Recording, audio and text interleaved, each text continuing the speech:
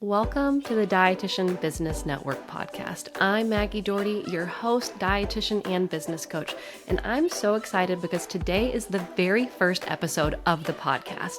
And in this first episode, you are going to be a fly on the wall in a one-time dietitian business coaching session. If you've ever listened to the podcast, Where Should We Begin by Esther Perel, or watched the TV show Couples Therapy, it's the same idea where you get to get the behind the scenes nitty gritty backstage pass into a session. And in this first episode, I had Kate from On Kate's Plate, and we talked about how she has grown her private practice to a full caseload of insurance-based clients. But she's hit a crossroads where she wants to provide more value without feeling salesy and by providing services that aren't covered by insurance, and she has to charge for it. And we talked about how to create high ticket programs, providing additional services to insurance-based clients like asynchronous messaging, meal planning, accountability, reminders, emailing in between sessions, and how to market these services without feeling gross. And through this conversation, we got into a couple other things on the backside of being a business owner, like setting boundaries with clients and having the confidence to raise your rates or market these services that aren't covered by insurance. We had such a fun conversation, and I think you're really going to like this one. Enjoy. Tell me a little bit about your practice. Okay, so right now I see clients one-on-one and I do take health insurance. So the majority of my clients are with insurance. I have a couple here and there that do cash pay with if their insurance does not cover their visit. But overall, that's the bulk of my clients. I see mostly women. And I do have my integrative and functional certification, but I like to kind of call myself a realistic functional dietitian. Like, we're doing the basics before we get into really any of that stuff. And I'm only doing testing and things like that if people really want it, or if I think that it's going to change the type of interventions that we're doing. Okay. So I'm very conservative about that. And I'm also very evidence-based and realistic. I don't think that a lot of the protocols we have are realistic for most people. So that's kind of a little bit about me and my practice in general. Not too complicated. I'm working on trying to get some more passive income because it's really exhausting to just kind of sell your time constantly. So I do have a meal plan that I sell, and that's, I'd like to see more people doing that, but that's been good. And my goal for this year is to get out some courses so that people who maybe don't have the time to commit to one-on-one sessions or their insurance doesn't cover have another way to work with me. But that's been a struggle to even find time to build that with how busy I've been, which is good, but also challenging. It sounds like you've hit that first, I don't want to say roadblock, but fork in the road, where as a private practice clinician, we have a glass ceiling where you make money when you see clients, but you can only see so many clients. And once you hit that max, you cannot make any more money. Correct. Because you've kind of maxed out that hours. So in order to make more money or not work as hard, it's okay, do you continue where you're at, what you're doing, or do you hire dietitians so then you can see more clients, but you're not the one doing it? Or do you find passive income strategies? So it kind of sounds like you've hit that road. You're like, okay, I can't see anymore. It doesn't sound like you're looking to go down the hiring route, but how do you continue to grow horizontally within your business with other offerings? Because the other glass ceiling with insurance is you can't just raise your rates. Exactly. Like insurance, I'm going to raise my rates by 10%. So your rent can go up, your EMR can go up. Everyone can raise their prices, but you kind of also get stuck in this box with insurance where you can't raise your rates. So you have to add these other. Exactly. Yeah. And I do think that it's been floated to me that I should only do cash pay so that I would have that flexibility. But I think one of the biggest benefits of being a dietitian, being an actual medical provider, is that you can bill insurance. And Absolutely. I find it to be like ethical too. I think that everyone should have access to this kind of care. And so that really limits who I can see if it's not able to be billed to insurance.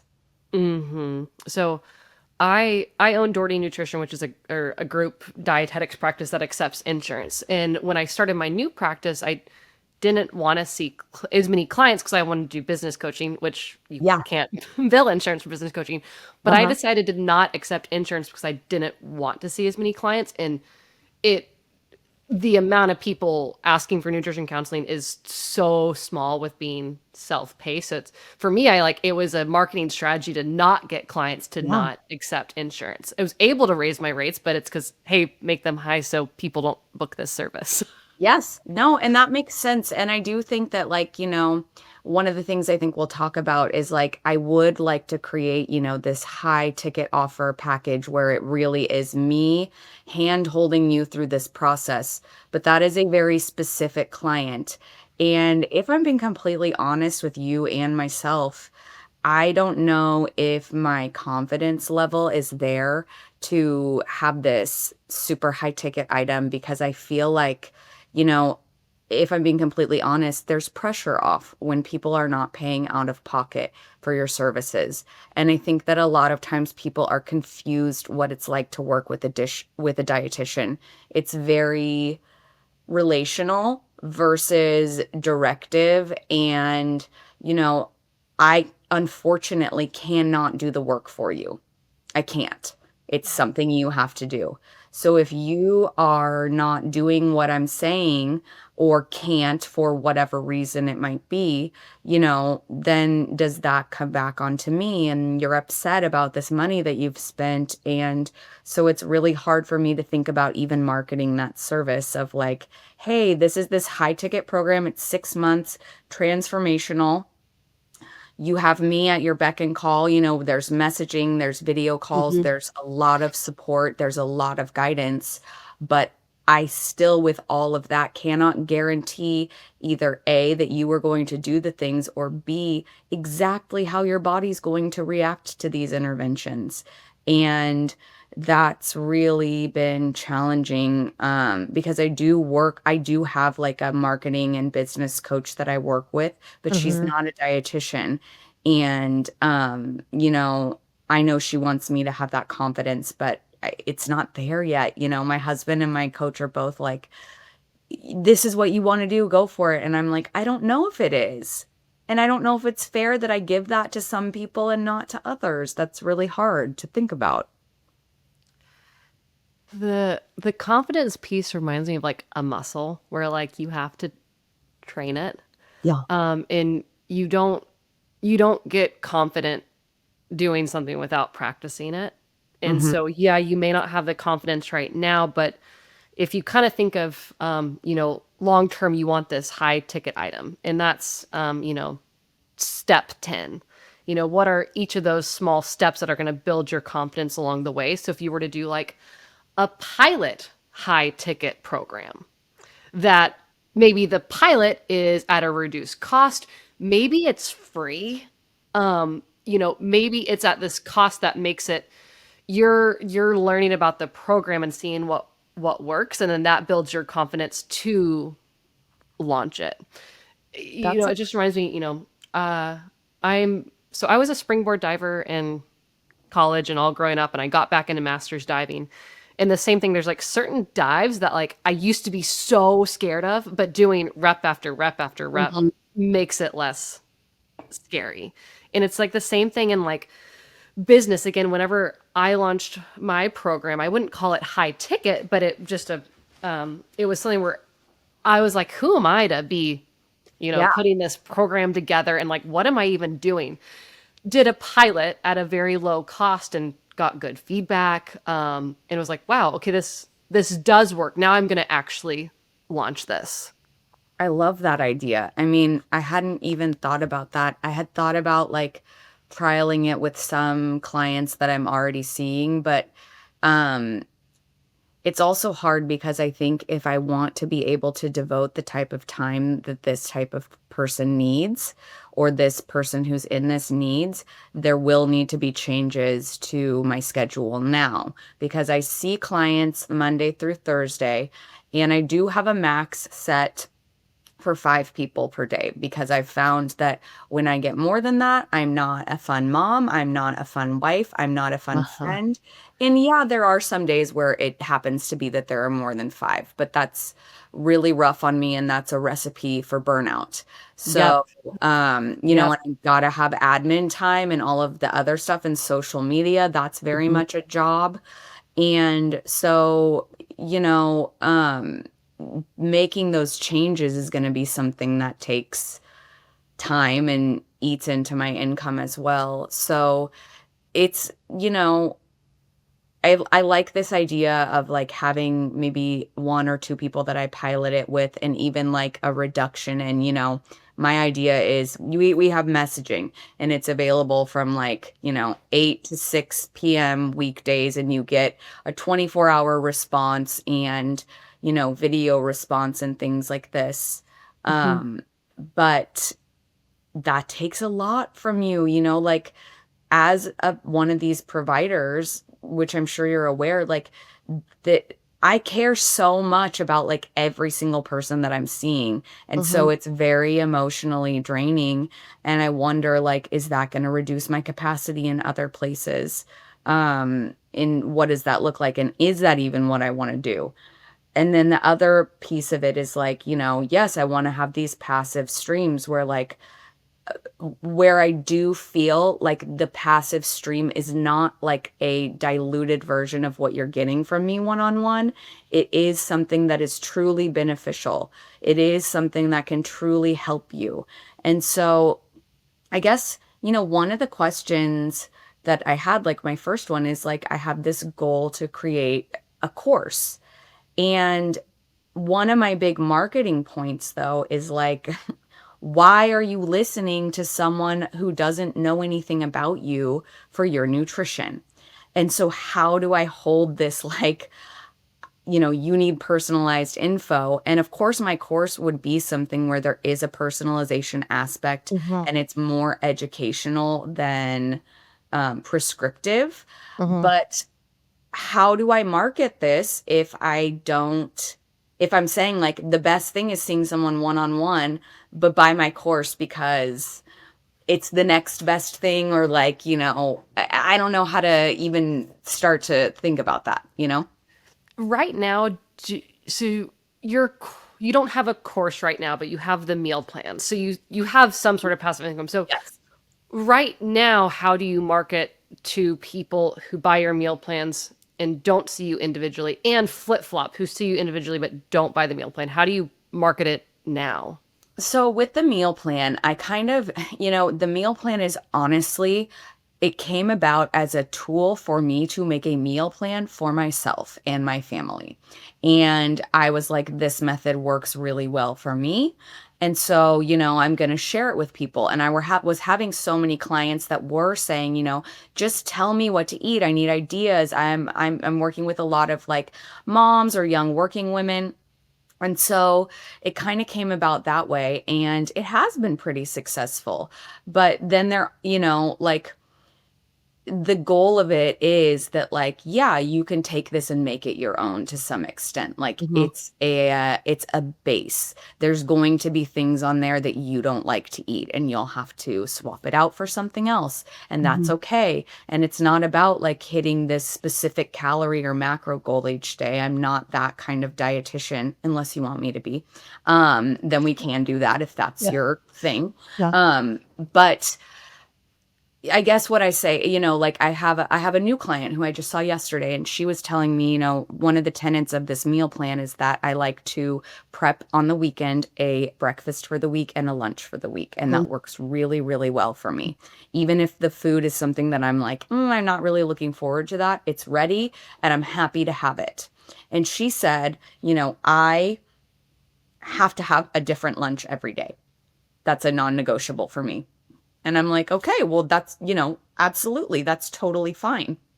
but this plan isn't going to work for you. So like not everybody's on it.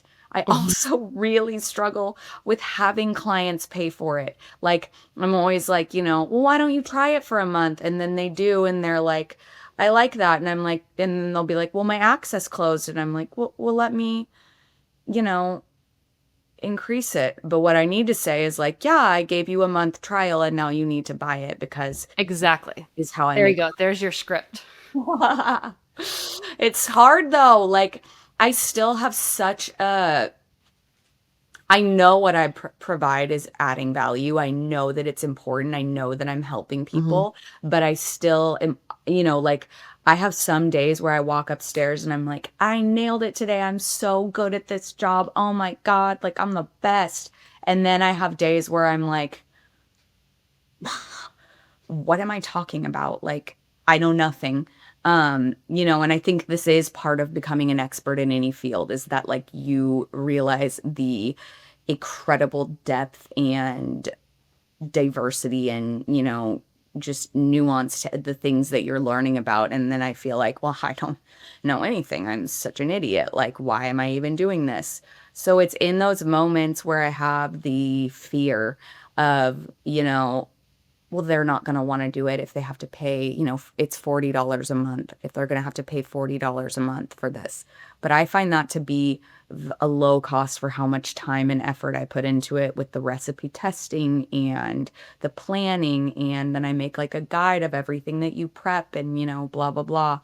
So I think that, the core issue with all of the things that I'm saying to you or any questions or struggles I Hmm. have is a confidence issue. Like that is the main crux of all of the problems here is that I'm like, I know I'm doing a good job.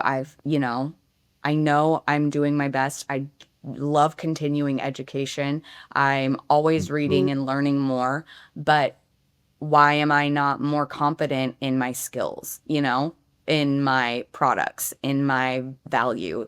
I guess Hmm. that's the issue there. Can you answer that question? No, I mean, I don't know. I mean, I that's a great that's a great question. Um, I don't know. I mean, I feel like that's always been an issue for me at any point in time in my life. But I would argue that I'm like the most confident I've ever been in my whole life at almost 40 years old. But why am I not expressing my value here? And maybe it is because I work with, there are people that I'm like friends with who I work with. And that does make a challenging dynamic. And I've even said, maybe it's best if you work with someone who's not me. And I have some people I could refer you to, but they're like, no, I want to work with you. Yeah, okay. It's just, yeah, I think I need to be more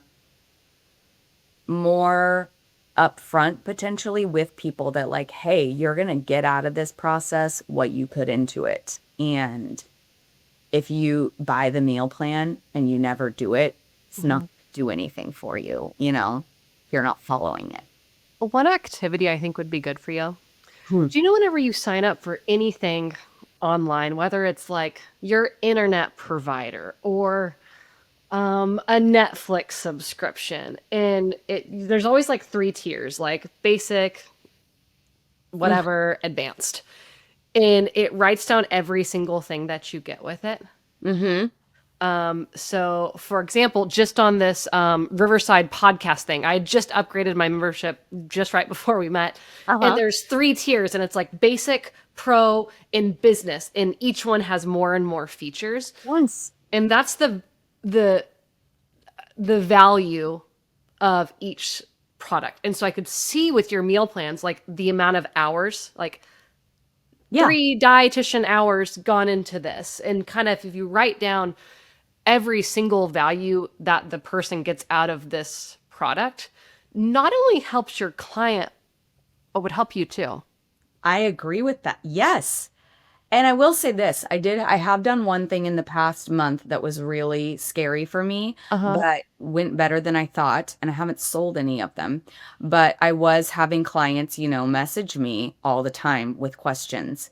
And I finally said, okay, in order to protect my time and burnout, I need to put a stop on messaging unless you upgrade to this package where you can message me. And that is not billable to insurance, and it's $75 a month. You can cancel it at any time. But if you want to be messaging me questions about nutrition between sessions, you need to pay for it because that is time out of my day. And I was offering it for free at first. And now, do I still have some people message me and ask questions? Yes, but I can say, okay, great, let's put a thumbtack in that, and we're going to talk about it at our next session. Unless you want to upgrade to this package, and then you can, send me nutrition questions because I'm only paid for our face-to-face time. Um, that's been helpful, even to have that Mm-hmm. little offer to give to people. You should write an email template that is your basic response anytime a client sends you. And it's, hey, great question. We can either, one, thumbtack this and I'll answer it next session. Two, I offer answer your questions at any time for $75 a month. Click here to purchase it. Yeah, yeah, I And like that. then I think having that template, um, You just you boop.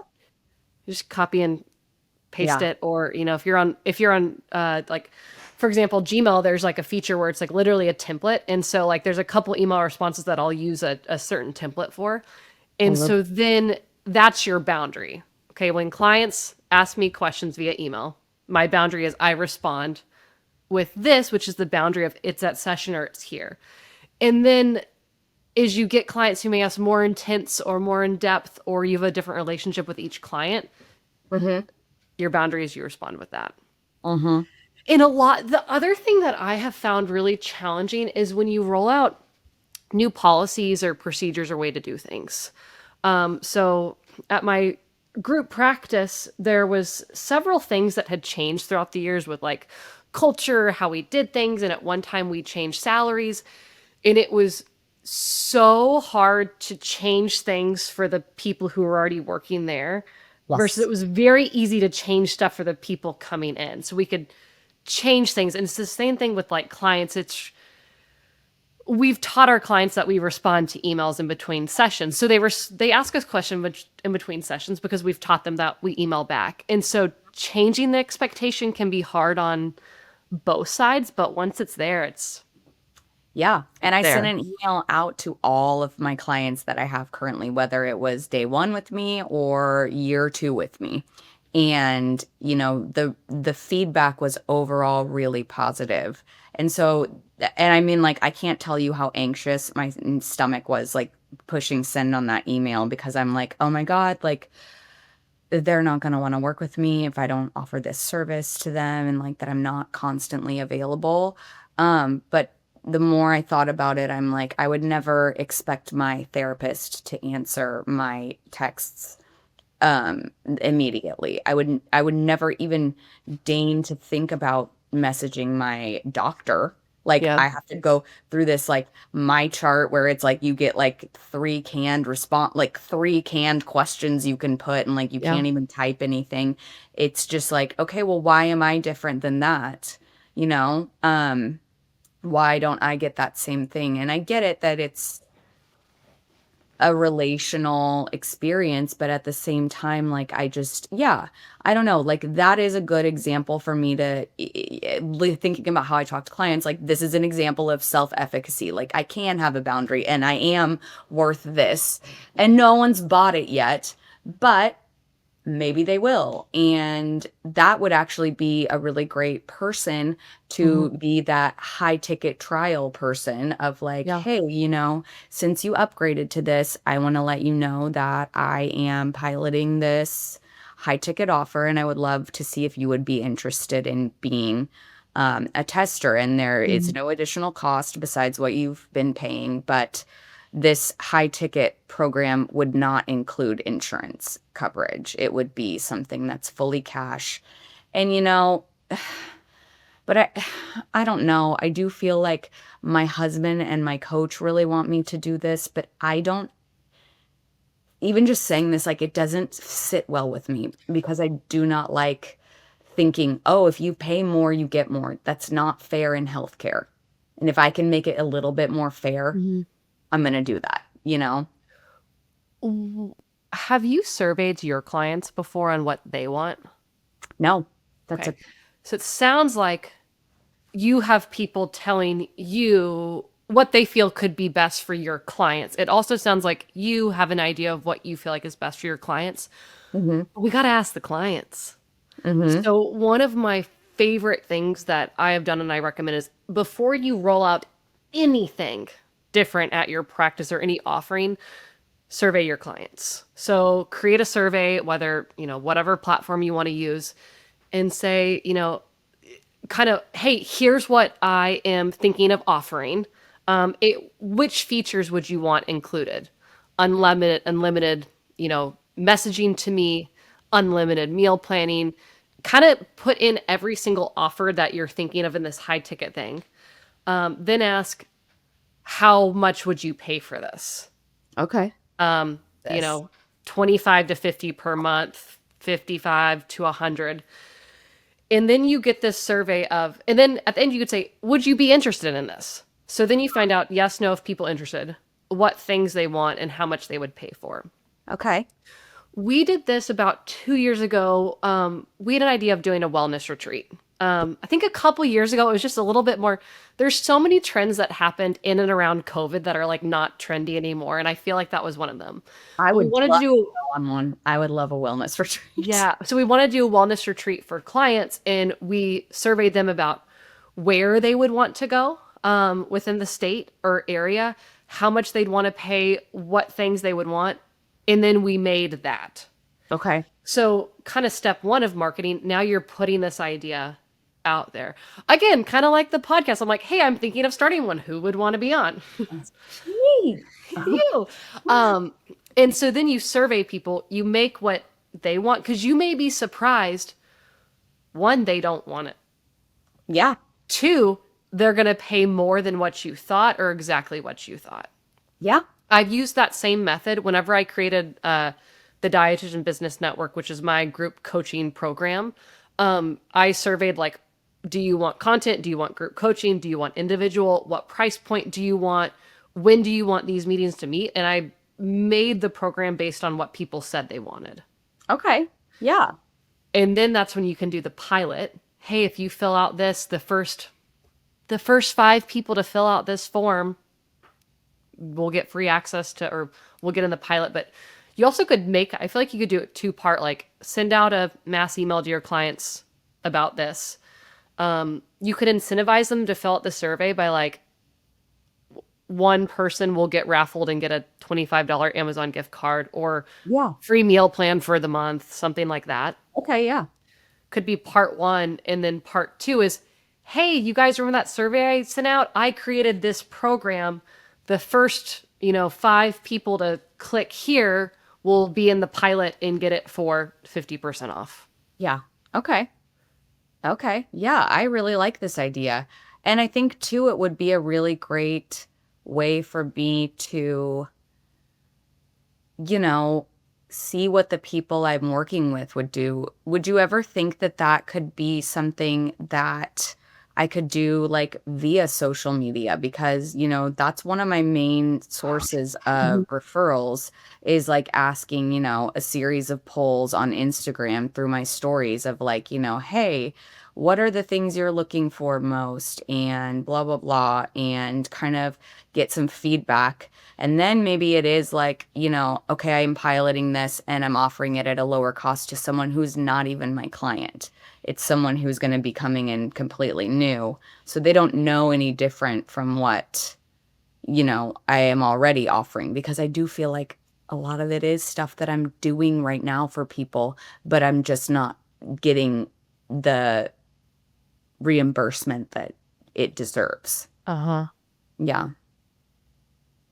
Maybe that's a great idea. I love this. Like, and that could tell me, it could even help decide between like, well, where do I focus my energy on a course Mhm. or something that's individual, self-guided, or Mhm. a higher ticket Yeah. hand-holding program? Because if nobody wants a high ticket hand-holding program, then why would I even waste more time thinking about it? So that's what I found in my survey. So again, whenever I did this, I'm like, oh yeah, like with all these things that I want to offer, that's at least, $1,000 a month.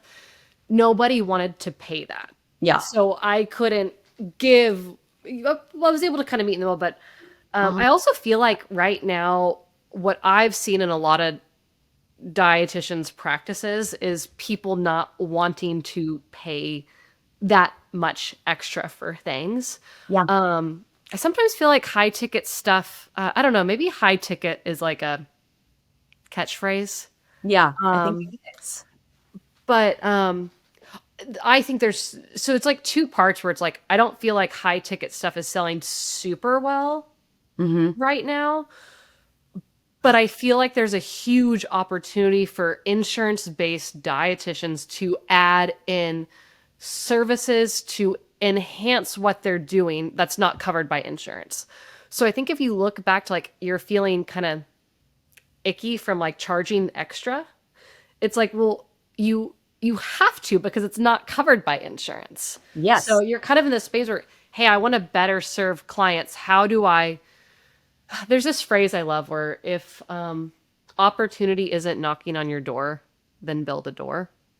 I like, And I feel like that's what you're doing is like, because insurance doesn't cover meal plans, okay, you created this way to provide meal plans to people that is affordable. Or even take out affordable, but you created a door where people can now purchase meal plans for you. Where before it's, hey, it's not covered by insurance, I can't provide that. yes. Correct. And Yeah. so I think if you almost reframe it as like you're creating the opportunity for people to get services that previously were not available because they weren't covered by insurance. So you're making it accessible and you're creating it. And sometimes it just takes time and marketing and like getting the right person to hear about these things. And things don't take off really quick. But what's great is you have a lot of leads. Like all of your current clients are people who could potentially buy into this. Where like you're not starting from scratch. Yeah. Yeah. No, you're right. And, even just like talking about this, and I've said this many times to like my husband, who is a finance bro and knows nothing about, you know, being a healthcare provider or a dietitian. He's like, well, if you have a high ticket offer, you could see 10 people per 6 months and that's it. And you just have these 10 clients. And I'm like, is that what I want? I don't think it is. And I don't think it is like something that fits into our political landscape right now either, with like, cuts being made left and right and people, potentially being in a place where they do not have disposable income. Why am I trying to force that because my husband thinks that it's a good idea? Mhm. Um, when I'm feeling in my gut over and over, like this doesn't align with my values or necessarily what I want to do. Like, I don't know if like, I like the space. I like being able to see people like once every other week or once a month because then they act like none of the stuff we're doing is fast, immediate.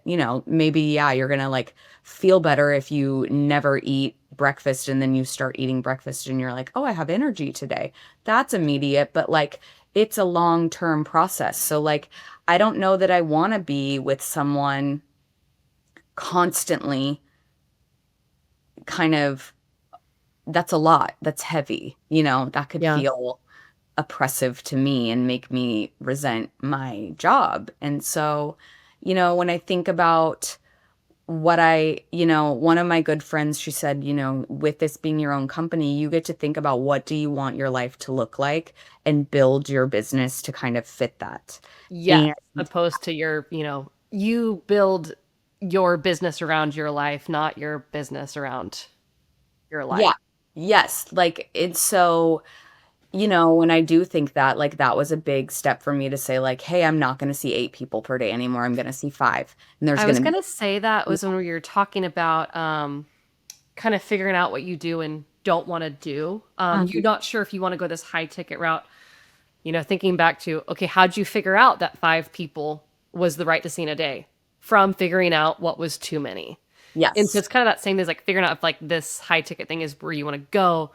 You may offer it and then kind of figure out oh my gosh, there's so much opportunity here. I do want to go this route. Or, hey, no one's buying it. No one's filling out the survey. No one is checking the high ticket prices. I don't want to go there. Yeah. Yeah. And the other thing you said that stood out is talking about when it like aligned with your values. And I Yeah. think that is the why your gut felt off is because it wasn't aligned with your values. And I have been in situations where the work I'm doing isn't aligned with my values, and I was deeply unhappy Yeah. and felt deeply unfulfilled, Mm. working harder than I'd ever worked. And I had done. Do you know Brene Brown? Yes. I figured you would. She has a worksheet called Living into Your Values, and I love it. I have it as one of my like modules in my business coaching program. And I'll have business owners do it. And basically, you have this long list of values. You write down what your top value is and what are things you've recently done that you felt like you've leaned into those values. And what are things that you've done that have felt that you've been incongruent with those values.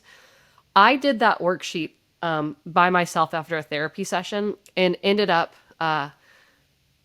taking a hiatus and stepping away from my group practice after I filled that out because I'm like, oh my gosh, I'm not, my values I think at the time were freedom and family. And I'm like, I don't have freedom with this and I don't have time with my family. And I'm like, no wonder I'm so unhappy. And so I think with you knowing that that wasn't aligned with your values is like, then don't go down that route. No Yeah. matter how much money you made from it, you wouldn't feel fulfilled. Yeah. No, that absolutely makes sense. And, um, I've said this before, I think if I were doing only cash pay and higher ticket items, like the person that I would be seeing is not somebody that would feel fulfilling to work with. It feels the best when you have someone who comes to you who really needs help and you help them. It doesn't feel so good if you're helping, another thin woman lose 5 vanity pounds to Mm-hmm. regain and lose and regain. That doesn't feel interesting to me. And I'm here to help that person if they would like that. But that's not who's this offer is like that's who this offer is accessible to. It's not accessible to, someone who's working 3 jobs and is struggling with managing their diabetes and, GI issues and all sorts of stuff like that, that I could actually help a lot. That feels very rewarding to me, to the point that Mm-hmm. like I've had clients, through trial and error with learning how to bill insurance. Like I've seen people that like their visits aren't covered and we've seen each other for like 6 weeks and I'm not getting paid for any of that. And I'm still like, maybe I would just still like just see them just because, I feel like we have a relationship. My husband's like, you're not getting paid. You can't keep seeing them. And I'm like, yeah, it's like, because I love that like rewarding part of it. Are you charging them for the sessions that weren't covered? No, no. Kate, Kate, I Kate, Kate, but Kate, Kate. I know so much about them and I'm like, this is too much. Like they can't pay that and I'm not doing that. Like and it's a learning curve for me Yeah. too. Like now I know that this type of plan is not covering these visits and I'm Yeah.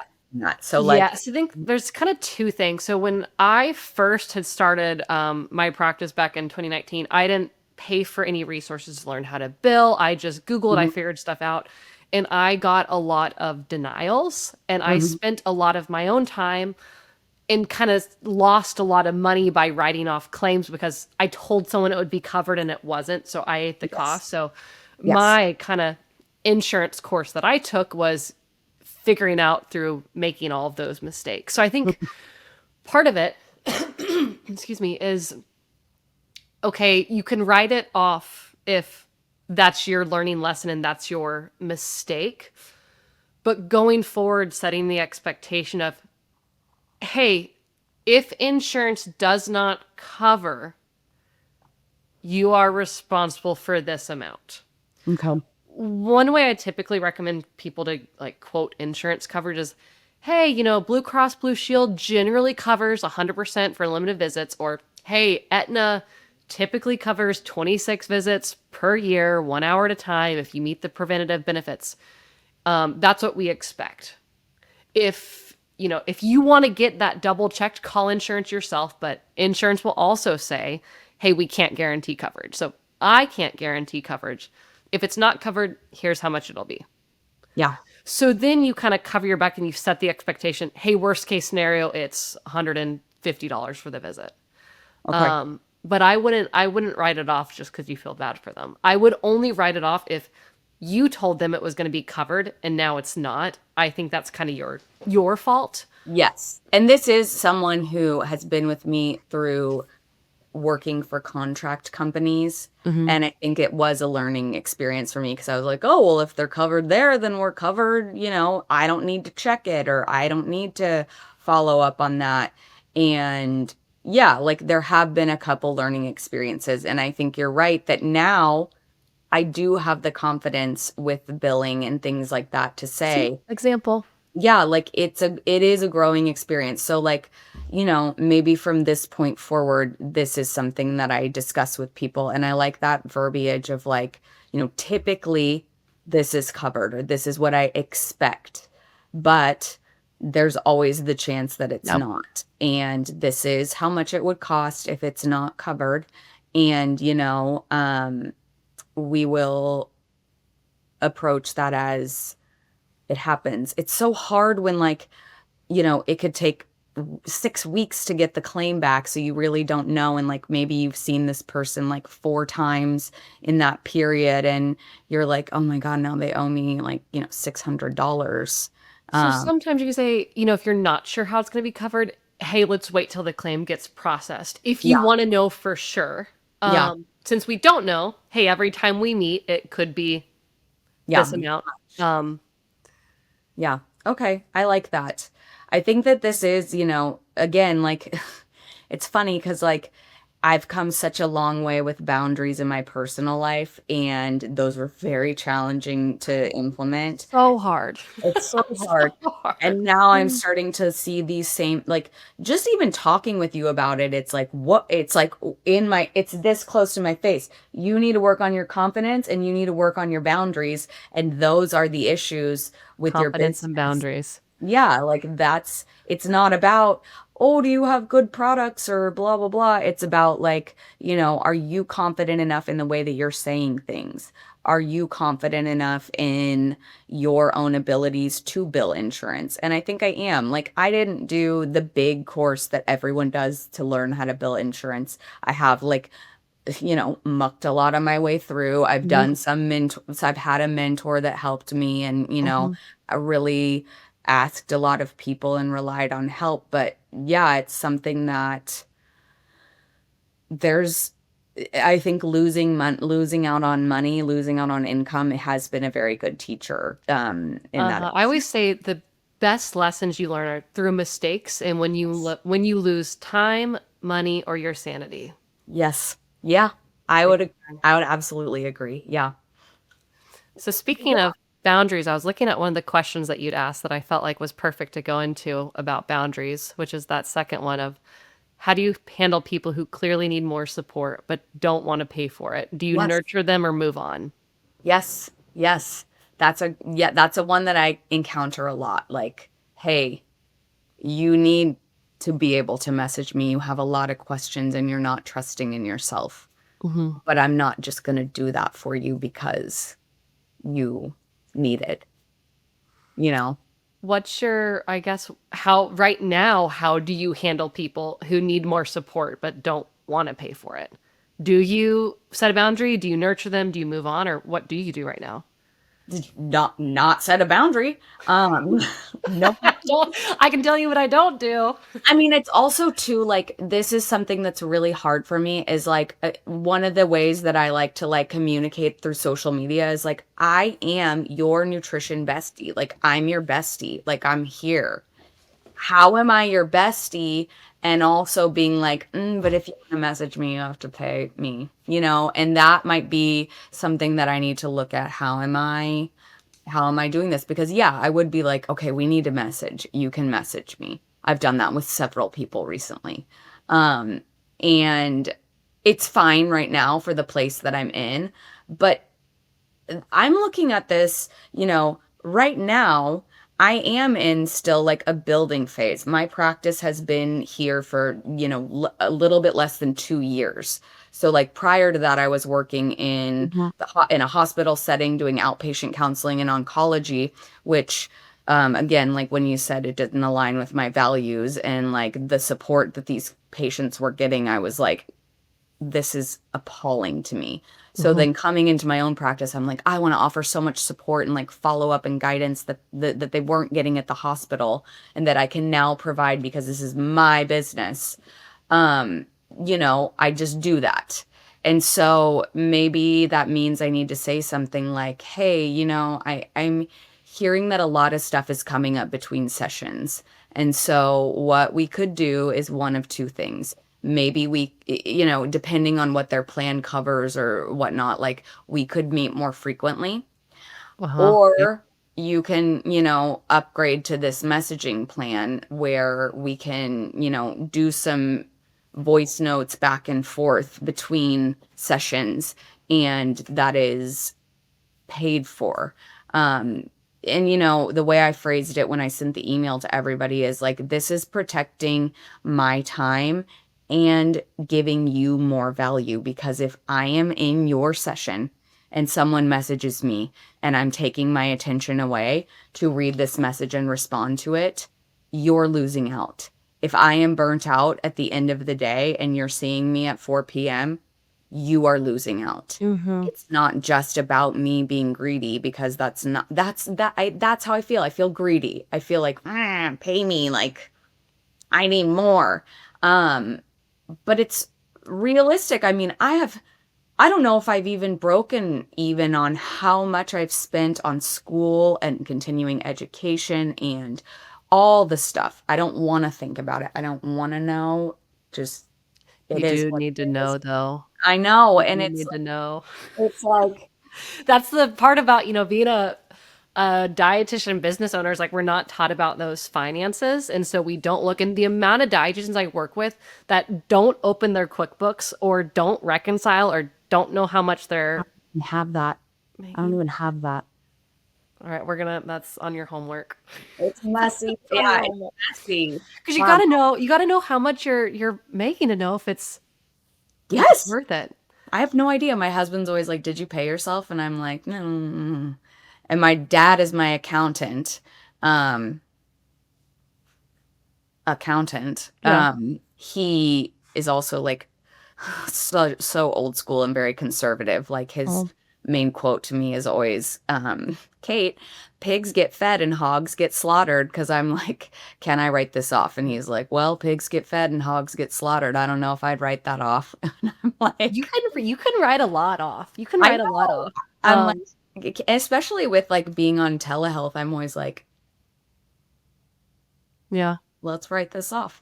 Um, but yeah, I mean, I do need to know. That would be very beneficial. And so, y- yeah, like this is stuff, because I think if I had a clear number, then it would make me go, oh, well, you need to.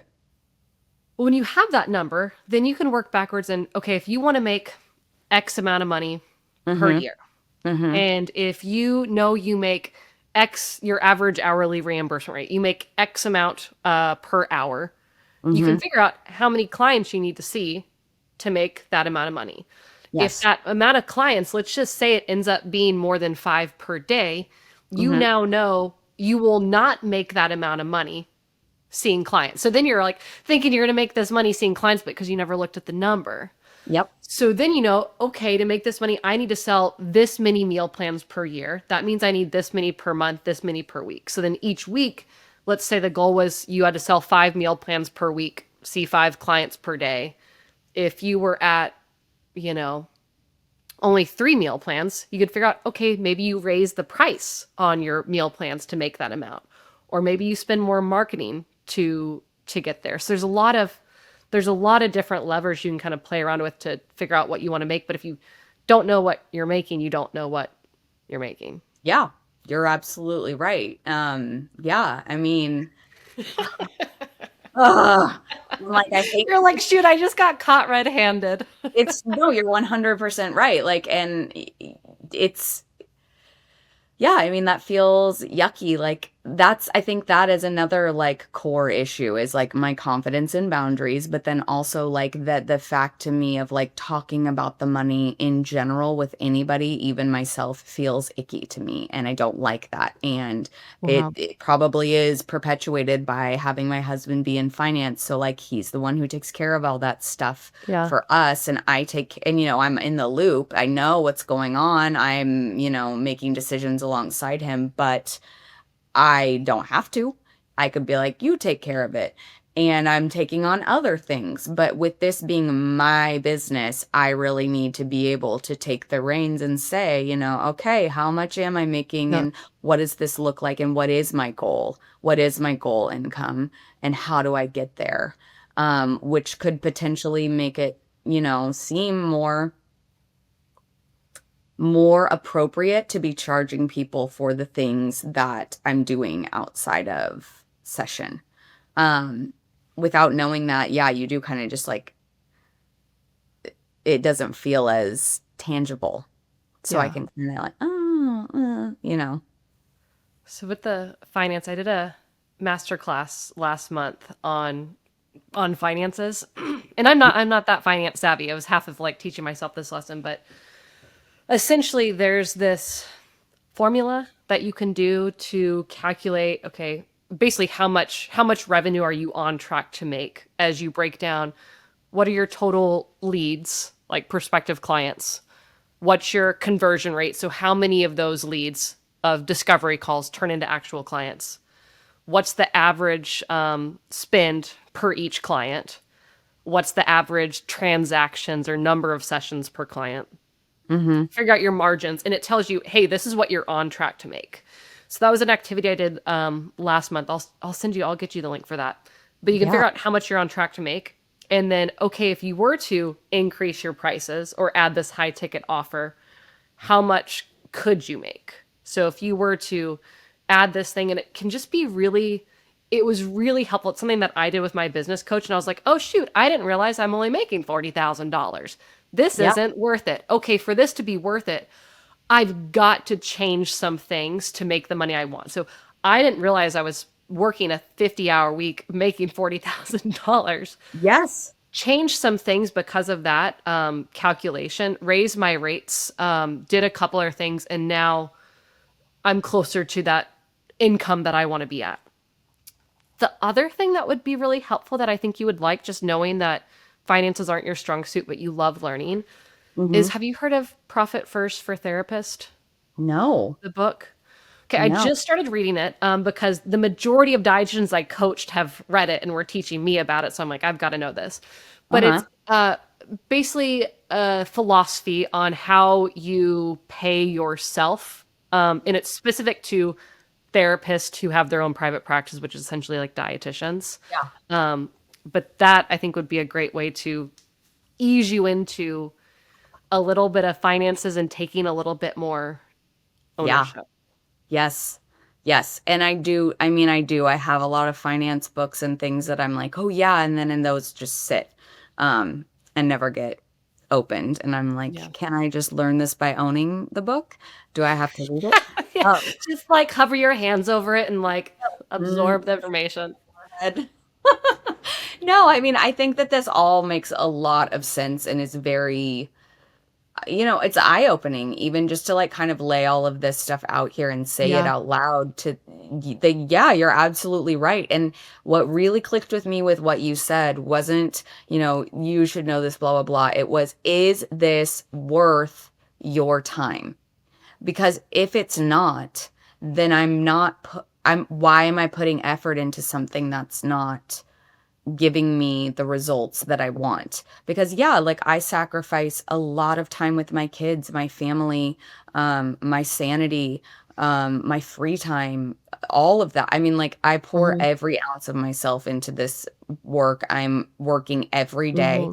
I'm not seeing clients every day, but I'm filming for social media. I'm thinking about what kind of stuff's going to give my people value. What can I Mhm. learn that's going to make me a better provider? How can I reinvest back into this business?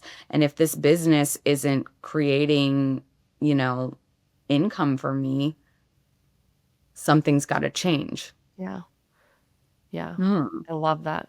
Kate, I Yeah. think I could talk to you for maybe 2 hours, I but think so believe it or too. not, we've almost been chatting for an hour. I But it was know. really fun learning about your business. I think there's so much potential for these outside of insurance covered offerings. Go out, survey your people, I'm and definitely, continue to like check in with yourself. Like, is this worth my time? And is it aligned with my values? yeah. And I, as you said, the biggest things like, hey, I realize this like shined light on like boundaries and confidence. Let's like put the two together. It's practice setting boundaries with confidence. And I think yes. as you get more confident in setting boundaries, I think that'll infuse to confidence in other areas Yeah. of your life. I think you're right. No, everything you've said has been so spot on. And I am excited because I'm leaving with like some stuff that I can actually do that's going to guide me. So this has been awesome. And I just love it. I think this is so cool. And thank you. Thank you so much. Well, thanks for being my first podcast guest, and we didn't have any huge issues. We did it. Yes. I mean, it was my honor. So I hope you always remember me Oh, fondly. and Kate, how can people find you? I am on Instagram and very little on TikTok. I'm an old lady. I'm trying. Yeah. At On Kate's Plate. And yeah, you can find my website, everything from there. So, follow me, check out my stuff. I put a lot of effort into it. I Good. promise I you that. just followed you right before this and tagged you, so you can also find Kate in my Yes. story.